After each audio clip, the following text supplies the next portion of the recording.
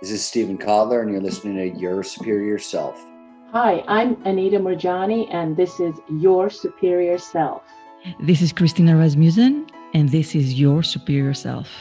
Hi, Cultural Creatives. I'm Bruce Lipton, and I'm here to join you with Your Superior Self. Hi, this is Paul Selig, and this is Your Superior Self. What's up, everybody? I'm Aubrey Marcus, and this is Your Superior Self.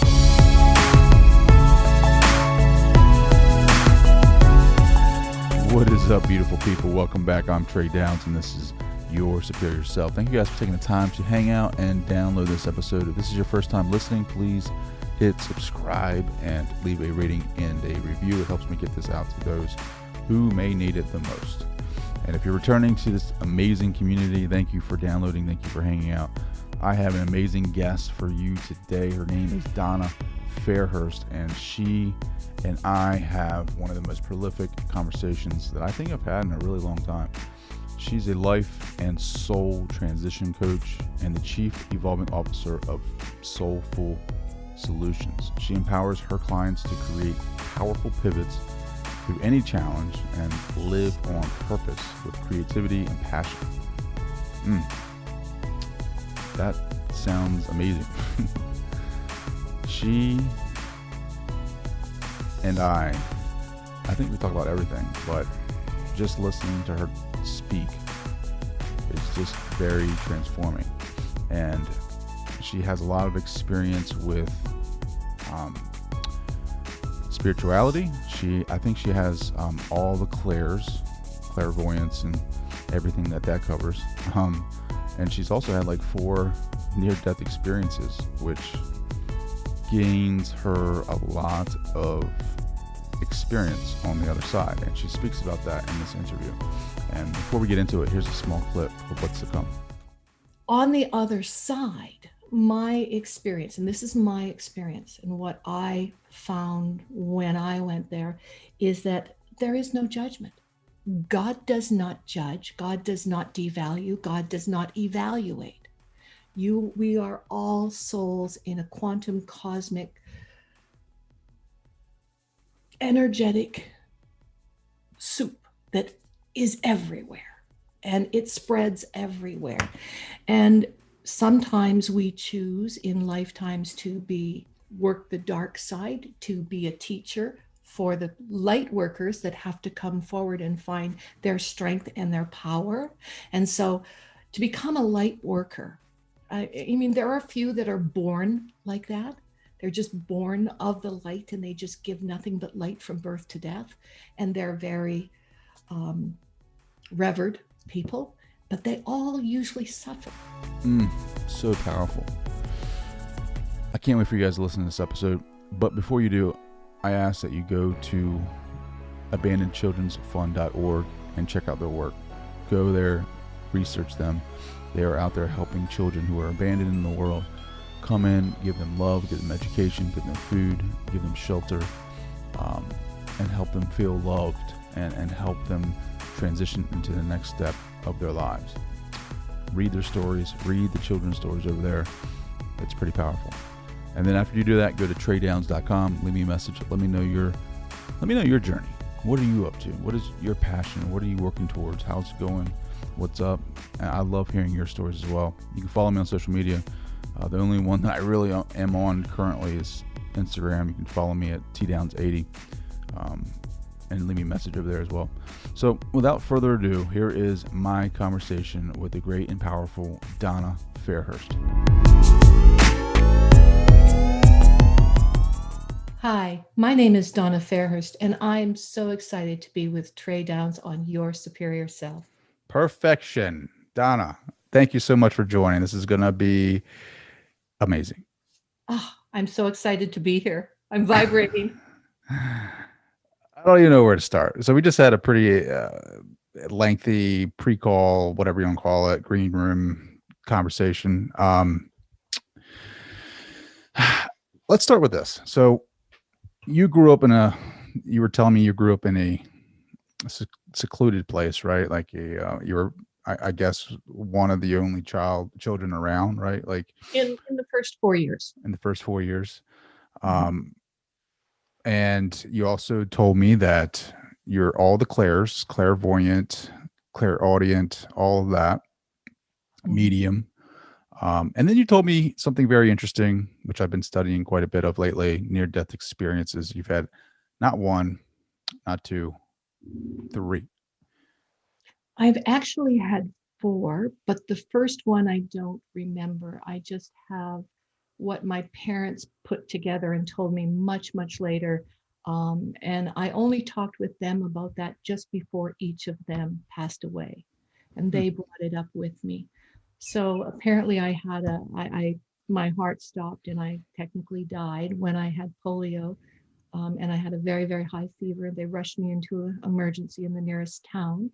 My father took me in. My mother wasn't there. My mother was in Calgary. This was in Claresholm, Alberta, the hospital I was taken into, and about 100 miles away. My mother was in Calgary doing a baby shop for my brother, who was not supposed to be born for another 8 weeks. And she went into premature labor and was rushed into an emergency hospital in Calgary. And so my dad was in one hospital helping me with polio, and my mother was in another hospital giving birth to his son. It was a really kind of strange family dynamic. That is strange. And you were telling me that you were born with all the clairs, all these gifts, all these talents. And which one did you say was the strongest? Always clairaudience. And you can hear things and see things. Is that right? Yeah, I have all the clairs. They come in kind of clairaudience. I hear it first.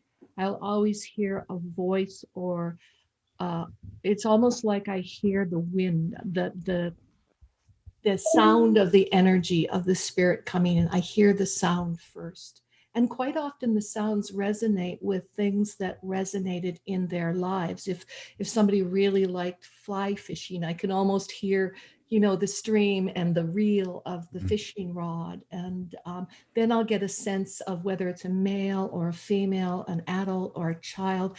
I get animals. I was laughing at your podcast with Kelly, and she was talking about the horse. And I've had so many horse experiences with horses coming in. It really made me remember some good old times when I was first doing this. So it was quite exciting, really.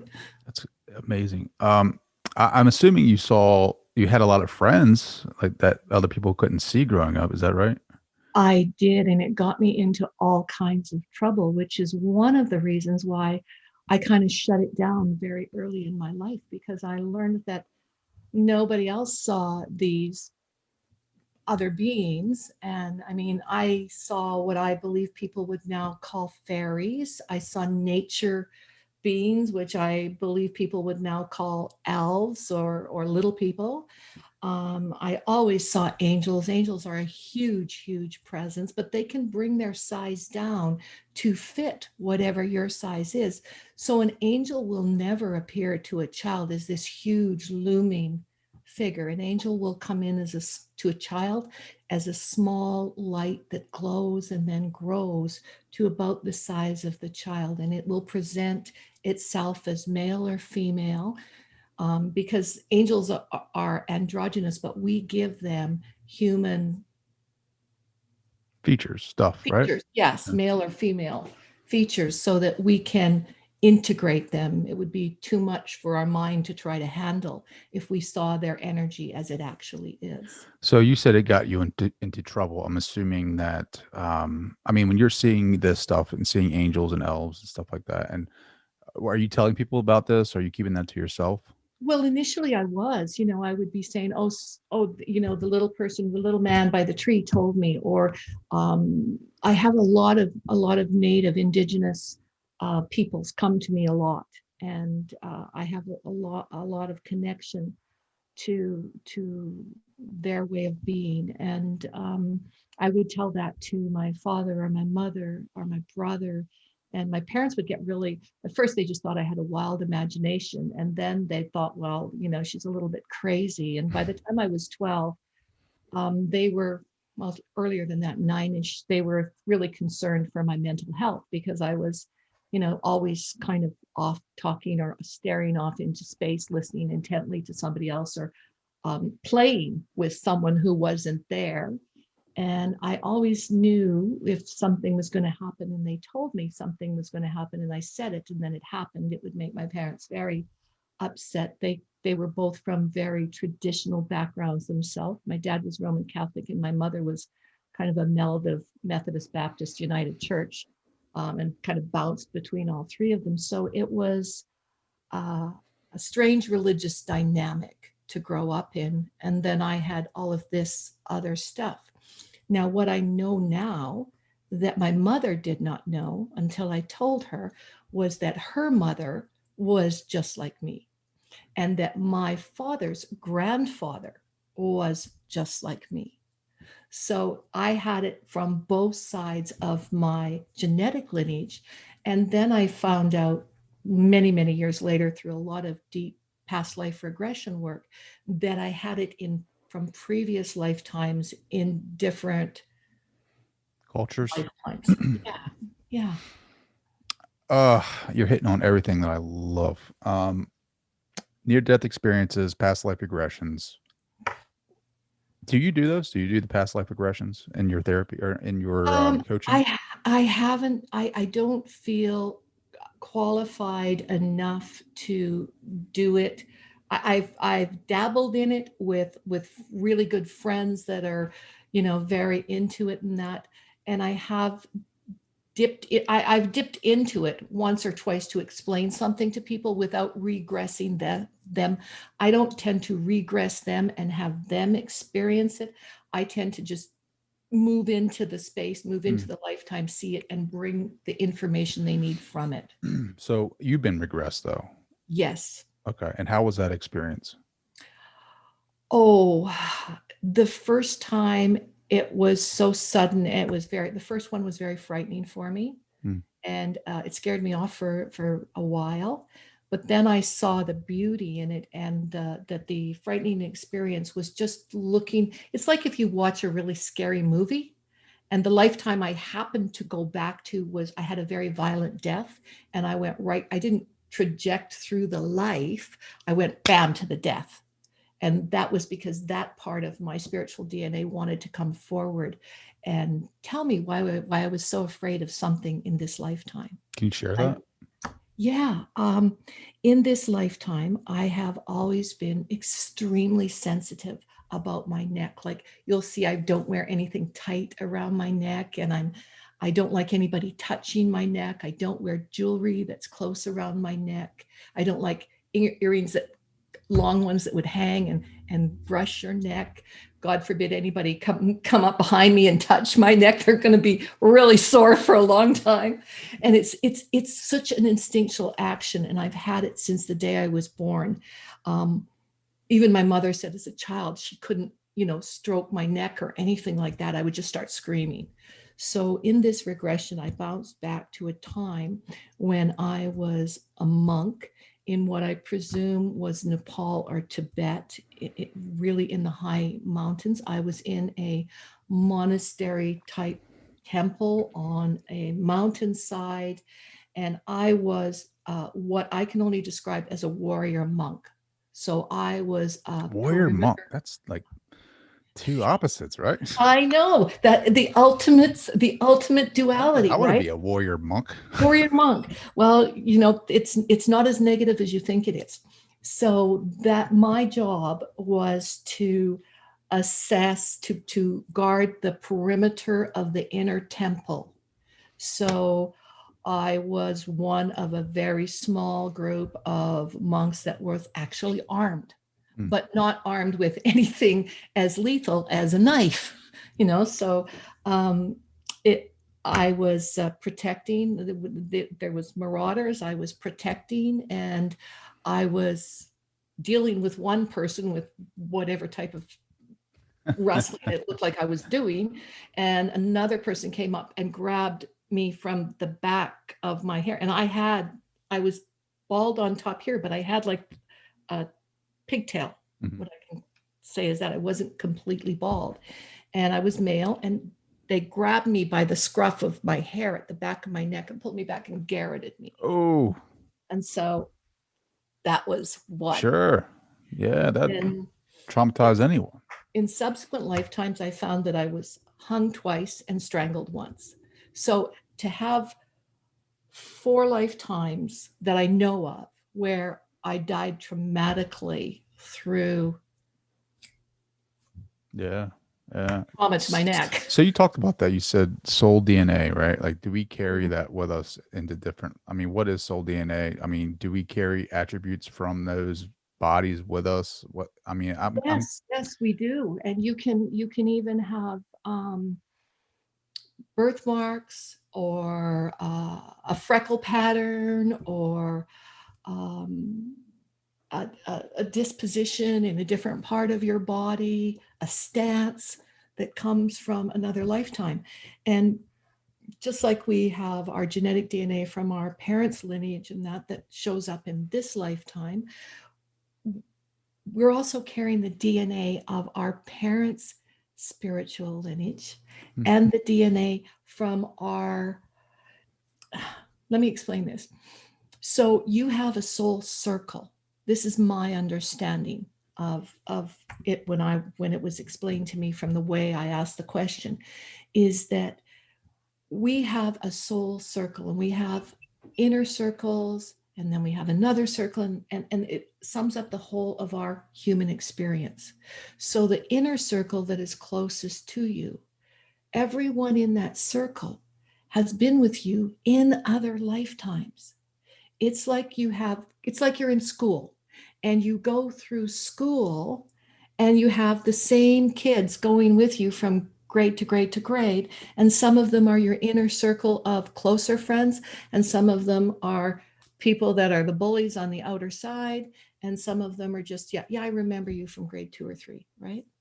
And then you have the few, if you're lucky and you choose it, they go through your whole lifetime with you and you know them for your whole life. It's the same on the soul side.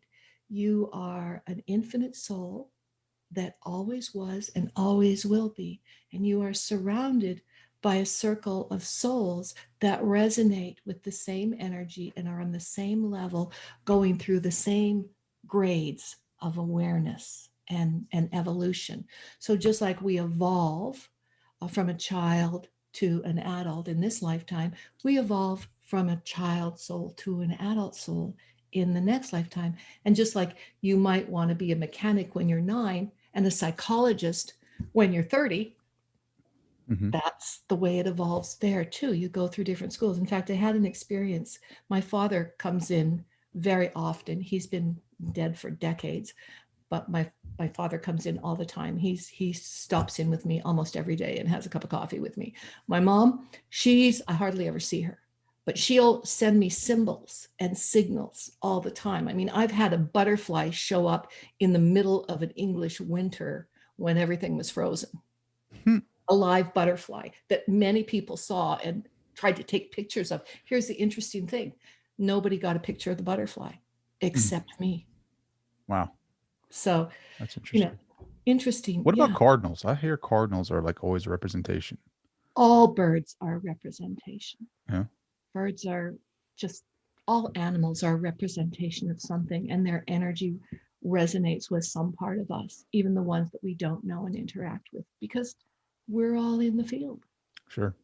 Now you said that's this idea of circles, soul circles, was given to you or told to you by, I'm assuming, when you had your near-death experience. Yeah, that was kind of progressive. It's really interesting that each one of my experiences was another layer, and each layer brought me closer to the awareness that I needed to do more work on myself, but it also brought me to an awareness that it was never about the other person. So do me a favor. First near-death experience, what did you experience? The first near-death experience was in 1983, and I was I was living in Indonesia at the time, and I was teaching in an international school there, and I was rushed out of Medan, the city I lived in, to Singapore on a company emergency flight. My husband at the time was working for Mobil Oil Indonesia, and we had a company set of planes.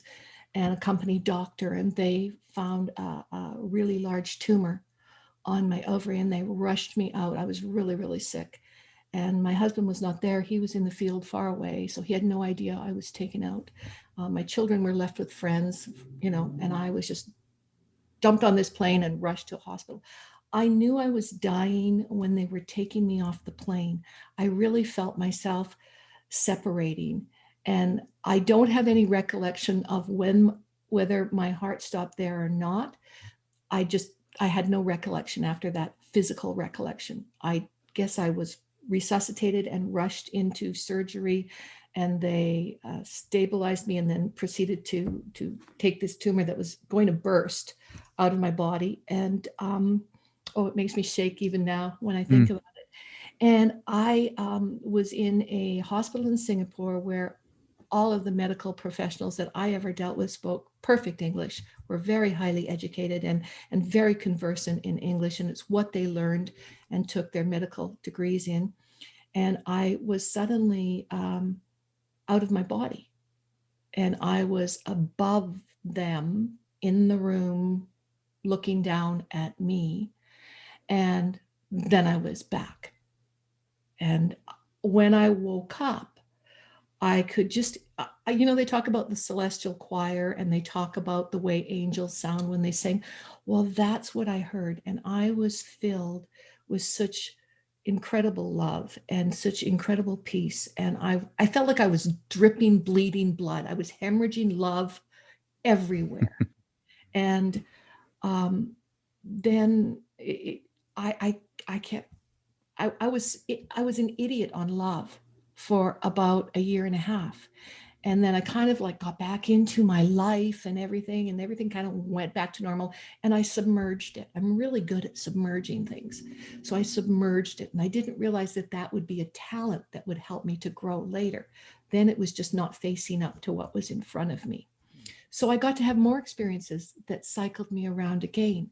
And then just a few years later, bam, I was back in surgery again, and this time for cancer. That was the precursor from the tumor I had. And I full out died on the table. And I was fortunate enough to know one of the nurses that was in the surgery with me. Her name was Lily, and she was very precious to me. And she came in, she was off duty, but she and my doctor, another doctor that I was dear friends with, saw that I was in this emergency surgery list. So they gowned up, washed up, came in, and they were there as they were putting me under. And they say, hey, we're here. We're just going to hold your hands and hang out here with you. And so, you're really safe because we know you feel really scared. Because I was a young mother, and here I was in this position again. So I went out. They proceeded with the surgery, and bam, I died again. I don't handle anesthetic well. It's a kind of like a springboard to the other side for me. So I went, and this time my father was there, all these beautiful lights, and they all presented the way I see auras. It came to me the way everything came to me in a small child. But while I was kind of like in this space between the beautiful lights of all colors coming towards me and recognizing and feeling my father, I was also very focused on what was happening down below me. And I could hear the doctors talking, and they were all working frantically, and they were getting the paddle and everything ready and zapping my heart, and no response, and zapping it again. And it was really, the weird thing was they stopped speaking English and they were all speaking Mandarin. And I was like, oh my God. And I don't speak Chinese.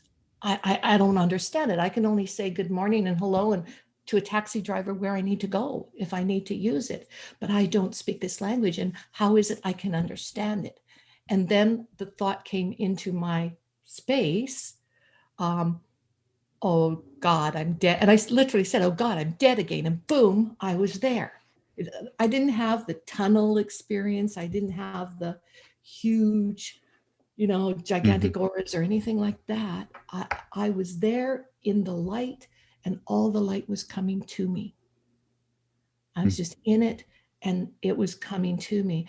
And as the lights came forward, I recognized my father, and I could feel and see him as my father, but I also saw him as the light that he truly is, in the soul world. Mhm. And it was, why am I here, Dad? I'm not supposed to be here. And he said, well, I didn't think you were supposed to be here either, but here you are. So there's a reason for it. And now we have to stay, and you have to talk to the powers. And I'm going, what powers? And then I could see all of these other people that I knew from my life, my grandparents and friends and other family members. And then I saw people that I didn't know from this lifetime, but I felt the same love for. And that's when I asked, well, who are these? These are other members of your soul circle. They've been with you through many lifetimes, but not in every lifetime. So that's what I mean about a soul circle. Everyone that's in your life now, good, bad, or indifferent, has been in your lifetime in another lifetime, in a different relationship with a different value. And they might have been a different sex. They might have been a completely different type of person, but they're in your lifetime. They're in your soul circle forever. You're always attached, going through together. And how long were you there? 17 minutes. That's like eternity on the other side, though. That is like eternity. And I saw lifetime after lifetime that I didn't attach to or know then were mine. I had the experience of meeting all of these people. I had the souls. I had the experience of intense peace, at the same time feeling intense anxiety.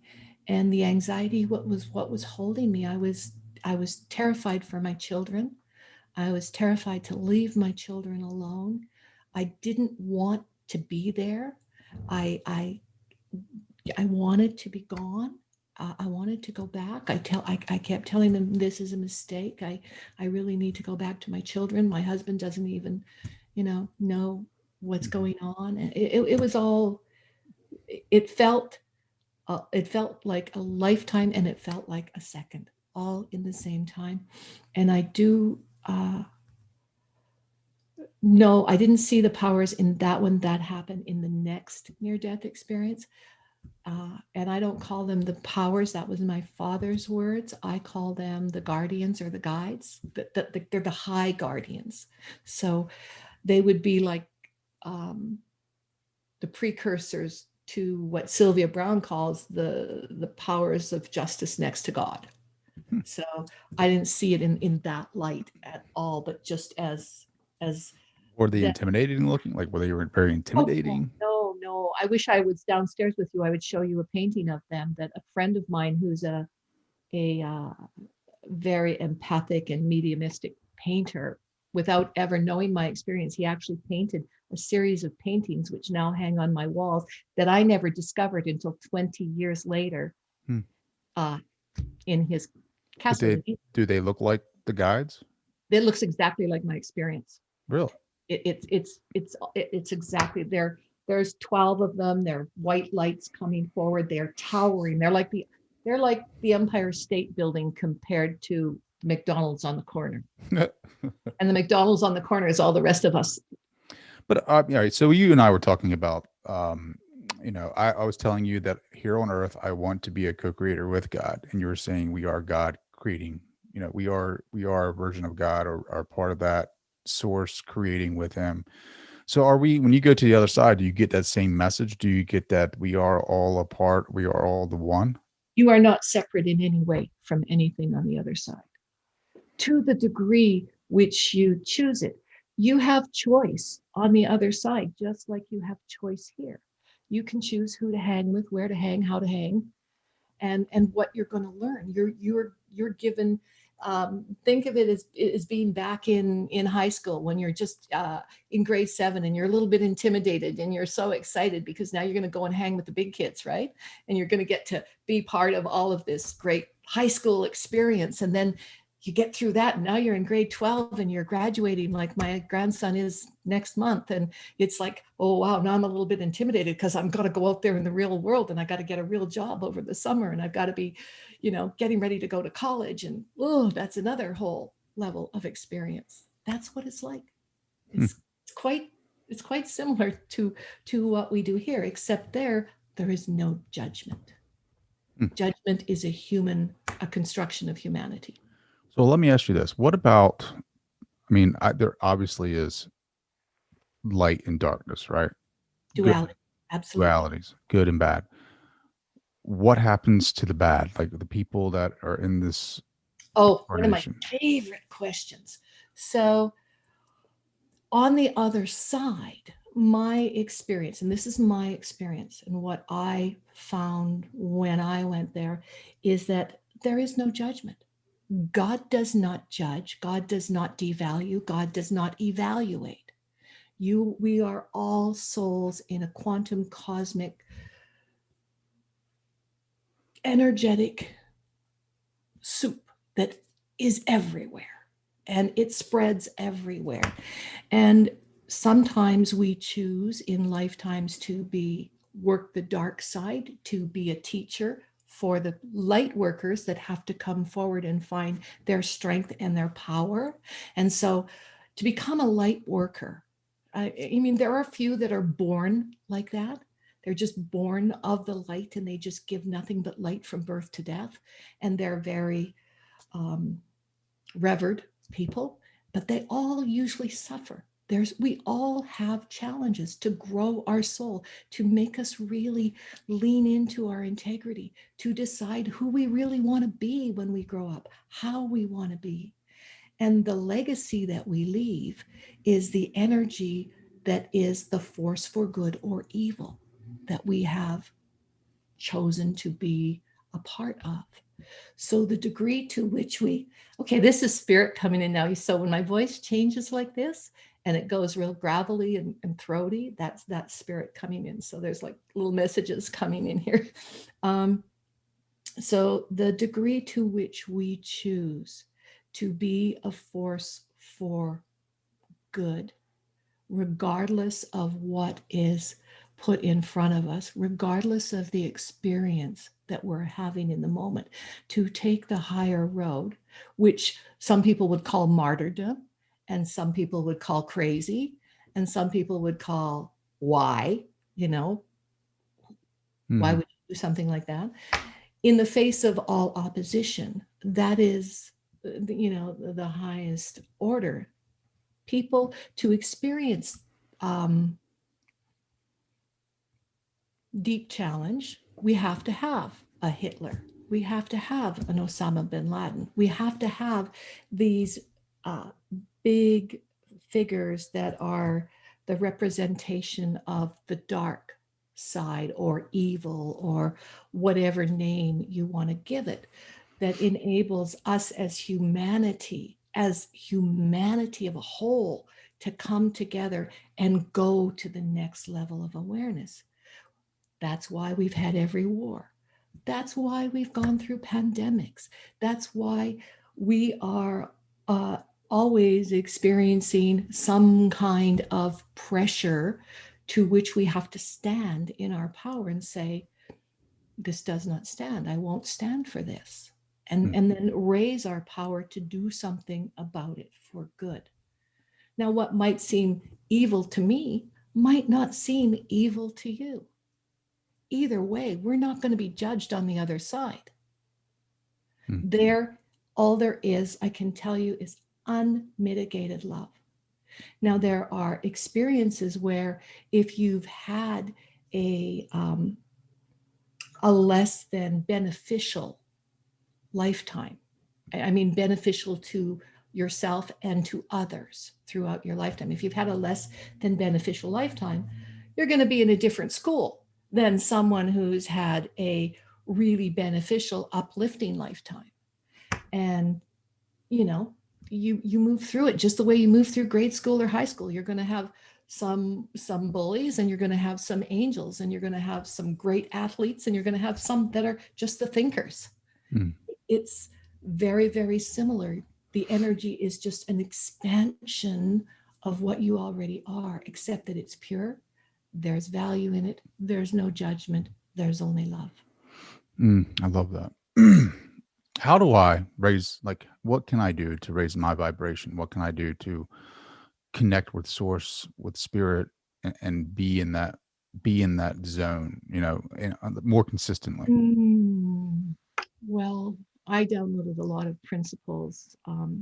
The first one is to connect your yourself, your mind body with your heart body. And when that connection is made, when you start your spiritual journey and you start to evolve the desire to be a human with a spiritual evolution happening at the same time as your body is evolving, I call that the marriage of sacred self with sacred soul.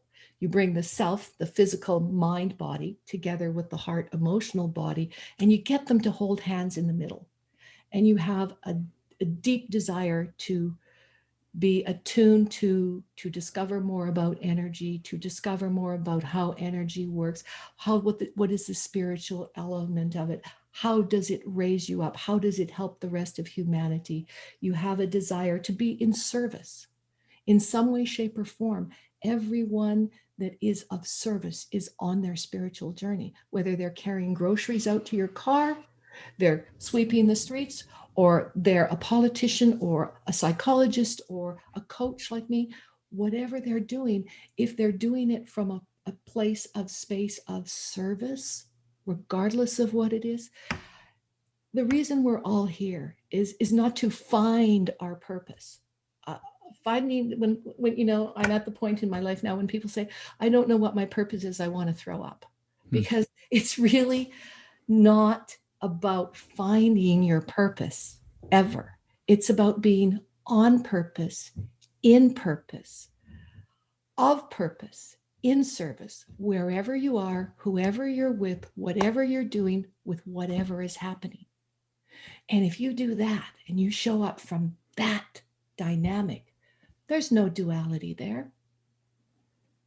Stuff will happen. You will have challenges that you have to work through and noodle, but you will be in control. You'll be in the driver's seat of your mental life, your emotional life, your physical life, and especially your spiritual life.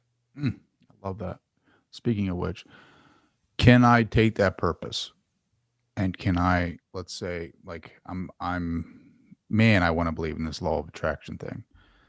Envision myself, the future, the future self where I want to be. Now, I'm not talking about millions of dollars, Lamborghinis. I'm talking about just where I want to be, and picture myself being the most fulfilled version of myself. I mean, family happy, kids happy, wife happy, me just firing on all cylinders, learning as much as I possibly can, just helping spread that light, helping people awaken to higher consciousness, accessing higher levels of data in the field. If I focus in on that throughout my meditation, if I do that, can I bring that forth in my life? Absolutely. Yeah. You are a direct radio signal to the universe, and everything that you have in life is a result of the choice you've made. Now, one of my greatest teachers, and I bow to him to this day, was Neil Donald Walsh. Wayne Dyer, Carolyn Mace, Neil Donald Walsh, and Greg Braden and Bruce Lipton, I think, are heroes. Joe Dispenza as well. So the first thing is to choose always to be calm in your life. There's going to be times where you're excited, times where you have a lot of pop, pop, sis, boom, ba going on. And there's going to be times when you're not. Wherever you are, whatever you're doing, keep the center calm. Calm is communicating with yourself. Calm is having clarity about your choices. Calm is cooperation. And when you are clear and you communicate with yourself from your truth, not somebody else's truth, your truth. What's true for you might not be true for me. If you live from your truth and you model that, I see that in you. That's authenticity. That's not being afraid to be vulnerable. That's owning your voice. And when you communicate with clarity, you make great choices. When you make great choices, you create cooperation with yourself. You get that mind map and that heart map to hold hands. And when that happens, your resonance goes poof. You're like fireworks. You don't dim down your light. You're not afraid to be who you are. The number one thing is always speak your truth, not someone else's. If someone tells you this is a truth and you dig into it and it resonates with you and you know it to be true for you from your experience, then own it. Incorporate that. That's your truth. If somebody tells you something and your intuition, your heart says, whoa, wait a minute, back up, buddy. This doesn't feel like truth for me. Trust that. Keep your life simple. Trust your intuition and act on it. Speak your own truth. Acknowledge what's important to you. To be anything for anyone, to have anything with anyone, you have to first be it and have it for yourself. How you treat yourself, how you honor yourself, how you show up for yourself is how you will show up in every relationship. So the primary person that you need to love, the primary person that you need to have your best relationship with is you. And if you show up as the best you can be, always working on elevating yourself, your awareness, your love, you're on purpose. And you will attract more of everything that you want because you are just energy. When you are not showing up with your truth, not showing up on purpose, in service, wherever you are, you're going to dim down your light. And when you dim down your light, you're going to attract more of the same dim lights. It's not rocket science. You need to just really keep it simple. Keep it simple. And you can be studying very complex things and moving through very complex situations in your life, and you can still keep it simple if you're true to yourself and true to your truth. And think thoughts that are inspiring. And if you can't think any thoughts, go open an inspiring book and read it until you're inspired. There's inspiration all around us. Clean your energy field. That's the number one problem that I think 99% of the planet has. We spend a lot of time tending our things, cleaning our cars, cleaning our houses, cleaning this, cleaning that. We brush our teeth every night before we go to bed. How often do we clean our energy? The most Well, how do you do that? How do you do that? Meditation. And you know, that's a great one. But meditation is not oming on the gloaming for hours, because really in this lifetime, unless you're a monk or a teacher or have a lot of time, you don't have a lot of time for hours and hours of meditation. So again, keep your life simple. A meditation is what we talked about earlier, Trey. It's when you're out running in nature or walking in nature and you feel that breeze and you smell those leaves and you see that green and you see the blue of the water and the swans landing on the water or the crow calling from the pine tree. And you resonate with that and you bring that energy into you.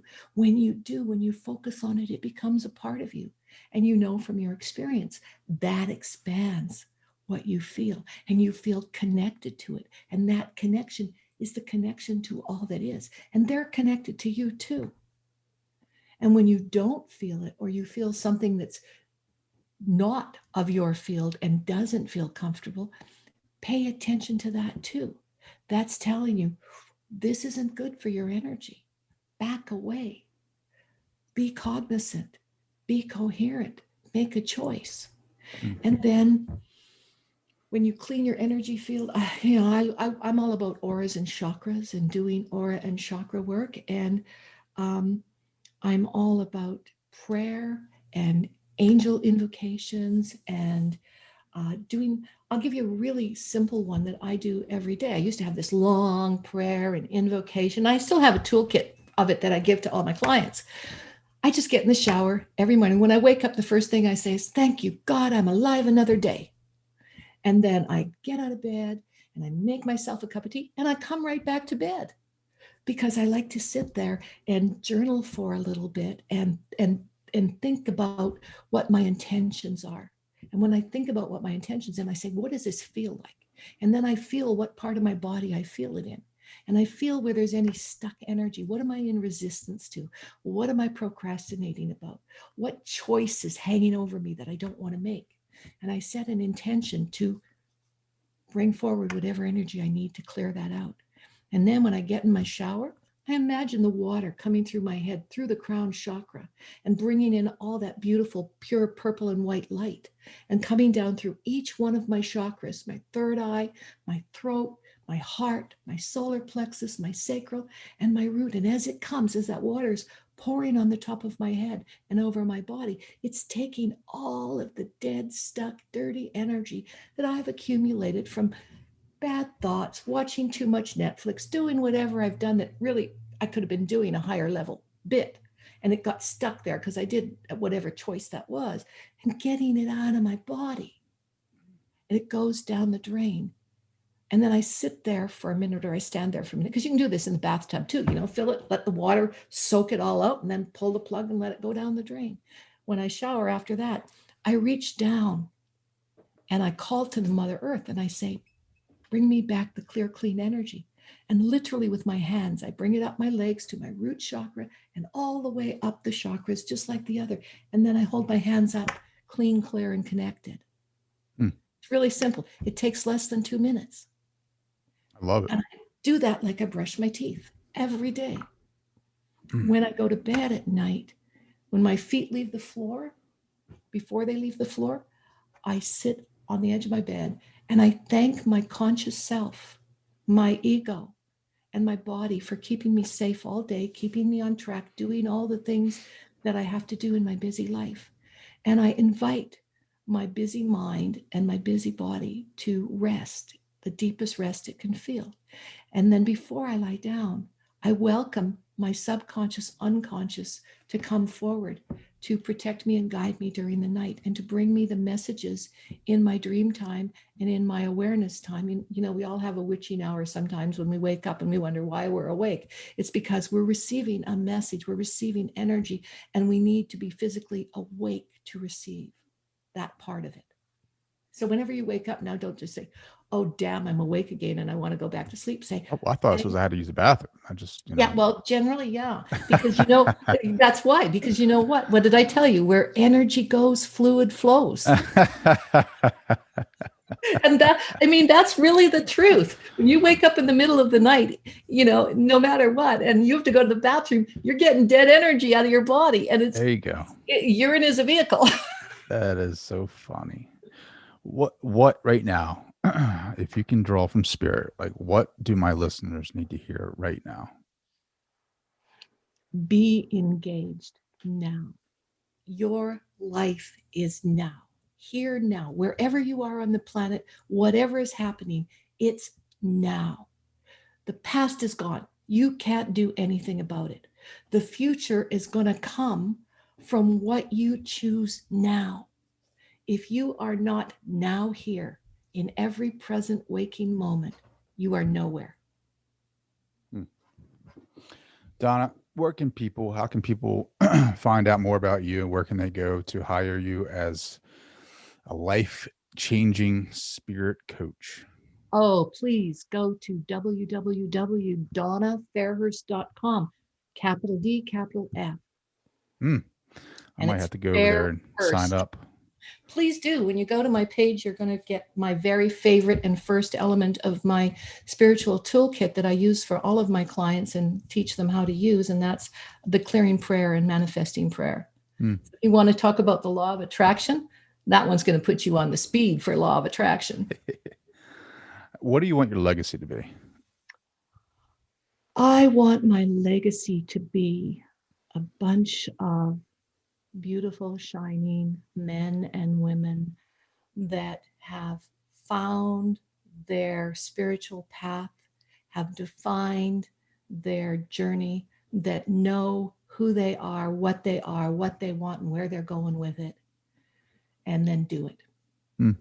Donna, this has been, I can't even explain to you how amazing this has been. My heart chakra is on fire. Oh my God, mine too.